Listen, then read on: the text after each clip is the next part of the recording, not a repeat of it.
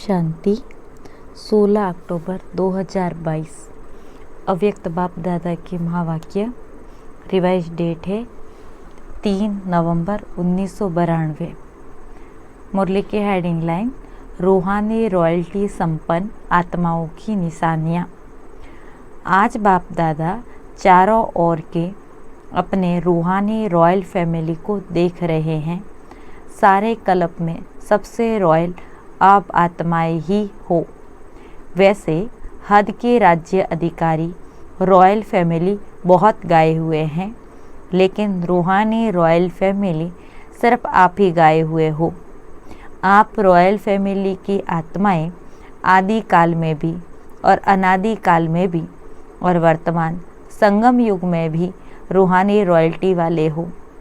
अनादि काल sweet home में भी आप विशेष आत्माओं की रूहानियत की झलक चमक सर्व आत्माओं से श्रेष्ठ हैं। आत्माएं सभी चमकती हुई ज्योति स्वरूप हैं, फिर भी आपकी रूहानी रॉयल्टी की चमक अलौकिक है। जैसे साकारी दुनिया में आकाश बीच सितारे सब चमकते हुए दिखाई देते हैं, लेकिन कोई विशेष चमकने वाले सितारे स्वतः ही अपनी तरफ आकर्षित करते हैं। लाइट होते हुए भी उन्हों की लाइट विशेष चमकती हुई दिखाई देती हैं। ऐसे अनादि काल परमधाम में भी आप रूहानी सितारों की चमक अर्थात रूहानी रॉयल्टी की झलक विशेष अनुभव होती हैं। इसी प्रकार आदिकाल सतयुग अर्थात स्वर्ग में आप आत्माएं विश्व राजन की रॉयल फैमिली के अधिकारी बनते हो। हर एक राजा की रॉयल फैमिली होती हैं, लेकिन आप आत्माओं की रॉयल फैमिली की रॉयल्टी व देव आत्माओं की रॉयल्टी सारे कल्प में और किसी रॉयल फैमिली की हो नहीं सकती। इतनी श्रेष्ठ रॉयल्टी चैतन्य स्वरूप में प्राप्त की है, जो आपके जड़ चित्रों की भी कितनी रॉयल्टी से पूजा होती हैं। सारे कल्प के अंदर रॉयल्टी की विधि प्रमाण और कोई भी धर्म पिता धर्म आत्मा या महान आत्मा की ऐसे पूजा नहीं होती। तो सोचो, जब जड़ चित्रों में भी रॉयल्टी की पूजा है, तो चैतन्य में कितने रॉयल फैमिली के बनते हो। तो इतने रॉयल हो व बन रहे हो। अभी संगम पर भी रूहानी रॉयल्टी अर्थात फरिश्ता स्वरूप बनते हो। रूहानी बाप की रूहानी रॉयल फैमिली बनते हो, तो अनादि काल आदि काल और संगम युगी काल तीनों काल में नंबर 1 रॉयल बनते हो।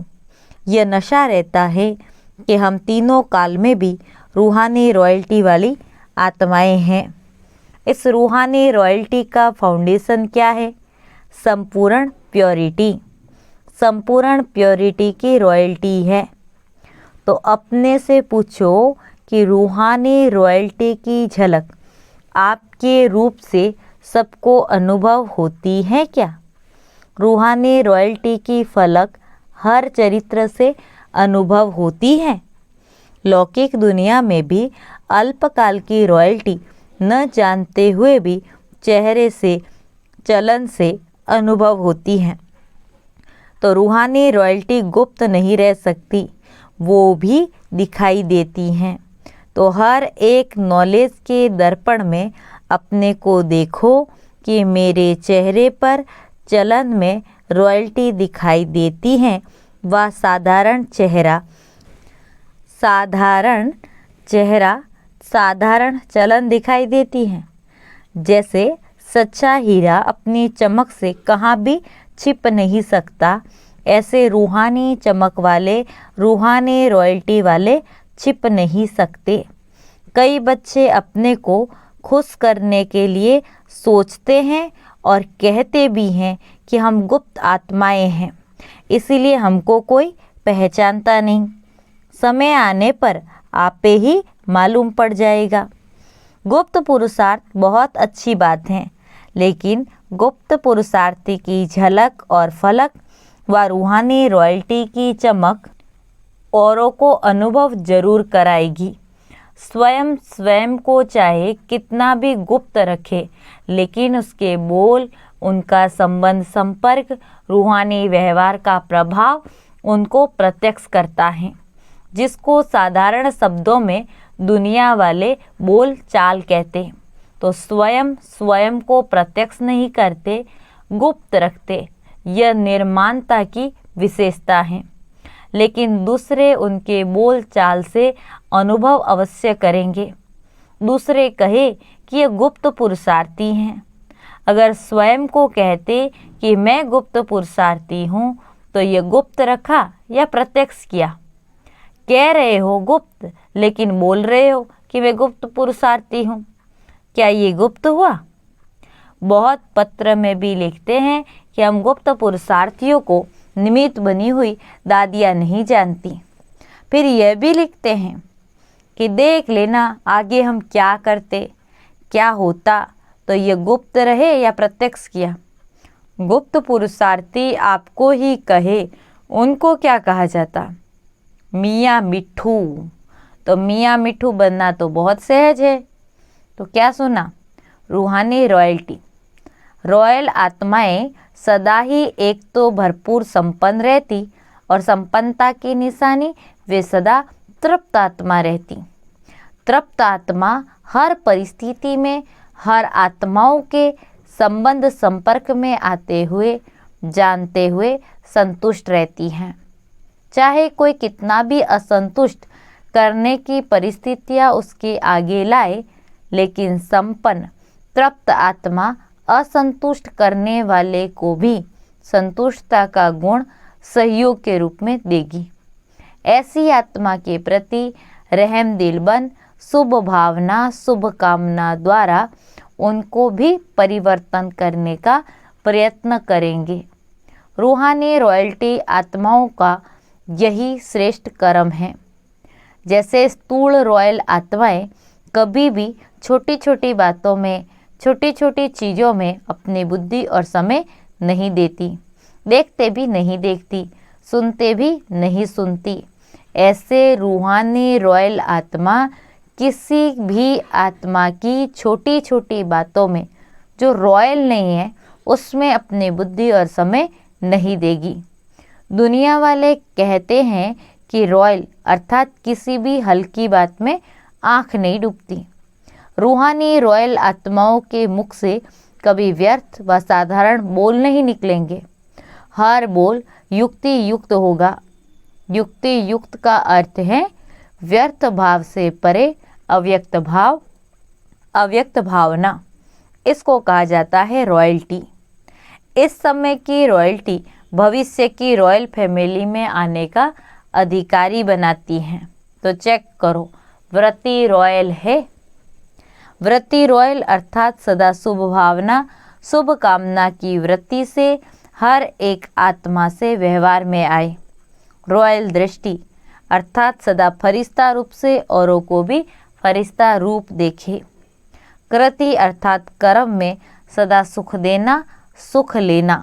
इस श्रेष्ठ कर्म के प्रमाण संपर्क में आए। ऐसे रॉयल बने हो कि बनना है। ब्रह्मा बाप के बोल और चाल, चेहरे और चलन की रॉयल्टी को देखा। ऐसे फॉलो ब्रह्मा बाप। साकार को फॉलो करना तो सहज है ना। ब्रह्मा को फॉलो किया तो शिव बाप को फॉलो हो ही जाएगा। एक को तो फॉलो कर सकते हो ना।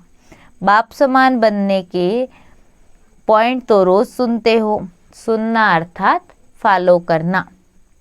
कॉपी करना तो सहज होता है ना, कि कॉपी करना भी नहीं आता। बाप दादा आज मुस्कुरा रहे थे कि मधुबन में आते हैं तो वैसे इस गुरुवार के दिन क्या करते, एक तो भोग लगाते और क्या करते, जो सिर्फ मधुबन में ही करते हैं, जीते जी मरने का भोग। आप सबने जीते जी मरने का भोग लगा लिया है। बाप दादा मुस्कुरा रहे थे कि जीते जी मरना कहकर मनाना तो सहज है। स्टेज पर बैठ गए, तिलक लगा दिया, मर गए। लेकिन जीते जी मरना अर्थात पुराने संस्कारों से मरना, पुराने संस्कार, पुराने संसार की आकर्षण से मरना, यह है जीते जी मरना। भोग लगा दिया, भंडारी में जमा कर दिया, जीते जी मरना हो गया, ये तो बहुत सहज है। लेकिन मर गए, क्या समझते? बाप दादा सोच रहे थे कि पुराने संसार और पुराने संस्कार, इससे सदा के लिए संकल्प और सपने में भी मरना मनाना। ऐसा जीते जी मरना कौन और कब मनाएंगे? अगर स्टेज पर बिठाए और सबके सब बैठ जाते। स्टेज पर बैठना ये तो है कॉमन बात, लेकिन बुद्धि को बिठाना, इसको कहा जाता है यथार्थ जीते जी मरना। जब मर गए, मरना अर्थात परिवर्तन होना, तो ऐसा जीते जी मरना, उसके लिए कितने तैयार होंगे कि सेंटर पर जाकर कहेंगे क्या करे, चाहते नहीं थे लेकिन हो गया। यहाँ तो जीते जी मरना मना कर जाते, फिर जब कोई बात सामने आती तो जिंदा हो जाते। ऐसे नहीं करना। यादगार में दिखाते हैं कि रावण का एक सिर खत्म करते थे तो दूसरा आ जाता था। यहाँ पे भी एक बात पूरी होती है तो दूसरी पैदा हो जाती। फिर समझते हमने तो रावण को मार दिया, फिर यह कहाँ से आ गया। लेकिन मूल फाउंडेशन को समाप्त न करने के कारण एक रूप बदलकर दूसरे रूप में आ जाते। फाउंडेशन को खत्म कर दो तो रूप बदल करके माया वार नहीं करेगी, सदा के लिए विदाई ले जाएगी। समझा? क्या बनना है? रूहानी रॉयल्टी वाले। सदैव यह चेक करो कि हर कर्म रूहानी रॉयल परिवार के प्रमाण है। जब 99% बोल, कर्म और संकल्प रॉयल्टी के हो, तब समझो भविष्य में भी रॉयल फैमिली में आएंगे। ऐसे नहीं सोचना हम तो आ ही जाएंगे। चलो संपन्न नहीं बने तो 1% फ्री देते, लेकिन 99% रॉयल्टी के संस्कार, बोल और संकल्प नेचुरल होने चाहिए। बार बार युद्ध नहीं करनी पड़े, नेचुरल संस्कार हो जाए, ऐसा अपने को बनाना है। अच्छा, चारों ओर के रूहानी रॉयल्टी वाली रॉयल आत्माओं को, सदा प्योरिटी द्वारा रॉयल्टी अनुभव कराने वाली आत्माओं को, सदा फरिश्ता स्वरूप के संस्कार को प्रैक्टिकल में लाने वाली आत्माओं को, सदा ब्रह्मा बाप को फॉलो करने वाली आत्माओं को, सदा श्रेष्ठ ब्राह्मण संसार में ब्राह्मण संस्कार अनुभव करने वाली रूहानी रॉयल परिवार को बाप दादा का याद प्यार और नमस्ते। हम रूहानी बच्चों की रूहानी बाप दादा को याद प्यार और नमस्ते। अव्यक्त बाप दादा से पर्सनल मुलाकात। हेडिंग: सेवा में बिजी रहो तो सहज मायाजीत बन जाएंगे। सदा अपनी शक्तिशाली वृत्ति से वायुमंडल को परिवर्तन करने वाली विश्व परिवर्तक आत्माएं होना। इस ब्राह्मण जीवन का विशेष ऑक्यूपेशन क्या है? अपनी वृत्ति से, वाणी से और कर्म से विश्व परिवर्तन करना। तो सभी ऐसी सेवा करते हो, यह टाइम नहीं मिलता। वाणी के लिए समय नहीं तो वृत्ति से, मनसा सेवा से परिवर्तन करने का समय तो है ना। सेवाधारी आत्माएं सेवा के बिना रह नहीं सकती। ब्राह्मण जन्म है ही सेवा के लिए, और जितना सेवा में बिजी रहेंगे उतना ही सहज मायाजीत बनेंगे। तो सेवा का फल भी मिल जाए और मायाजीत भी सहज बन जाए, डबल फायदा है ना। जरा भी बुद्धि को फुर्सत मिले तो सेवा में जुट जाओ। वैसे भी पंजाब हरियाणा में सेवा भाव ज़्यादा है।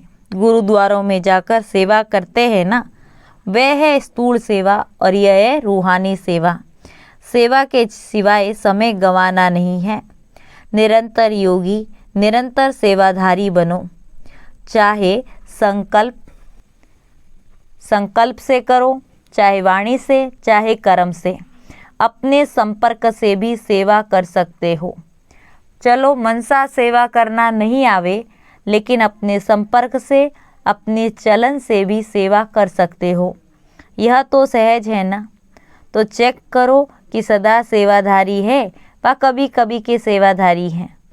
अगर कभी कभी के सेवाधारी होंगे तो राज्य भाग्य भी कभी कभी मिलेगा। इस समय की सेवा भविष्य प्राप्ति का आधार है। कभी भी कोई यह बहाना नहीं दे सकते कि चाहते थे लेकिन समय नहीं है। कोई कहते हैं शरीर नहीं चलता, टांगे नहीं चलती, क्या करें। कोई कहते कमर नहीं चलती, कोई कहते टांगे नहीं चलती, लेकिन बुद्धि तो चलती है ना। तो बुद्धि द्वारा सेवा करो। आराम से पलंग पर बैठकर सेवा करो। अगर कमर टेढ़ी है तो लेट जाओ, लेकिन सेवा में बिजी रहो। बिजी रहना ही सहज पुरुषार्थ है। मेहनत नहीं करनी पड़ेगी। बार बार माया आए और भगाओ तो मेहनत होती, युद्ध होती। बिजी रहने वाले युद्ध से छूट जाते हैं। बिजी रहेंगे तो माया की हिम्मत नहीं होगी आने की, और जितना अपने को बिजी रखेंगे उतना ही आपकी वृत्ति से वायुमंडल परिवर्तन होता जाएगा। कोई भी ब्राह्मण आत्मा यह न सोच सकती कि क्या करे, वायुमंडल बहुत खराब है।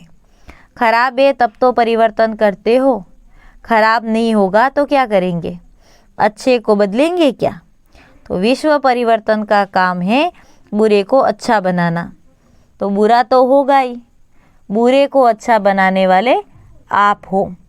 विश्व परिवर्तन का कार्य किया है तब तो अब तक भी आपका गायन है। शक्तियों के गायन में आपकी कितनी महिमा करते, तो अपनी महिमा सुनते हुए खुशी होती है ना। अच्छा, आज का वरदान, सेवा का प्रत्यक्ष फल खाते, एवर हेल्दी, वेल्दी और हैप्पी रहने वाले, सदा खुशहाल भव। सेवा का प्रत्यक्ष फल खाते, एवर हेल्दी, वेल्दी और हैप्पी रहने वाले, सदा खुशहाल भव। जैसे साकार दुनिया में कहते हैं ताज़ा फल खाओ तो तंदुरुस्त रहेंगे, हेल्दी रहने का साधन फल बताते हैं। और आप बच्चे तो हर सेकंड प्रत्यक्ष फल खाने वाले हों। इसीलिए यदि आपसे कोई पूछे कि आपका हालचाल क्या है, तो बोलो हाल खुशहाल है, चाल फरिश्तों की है।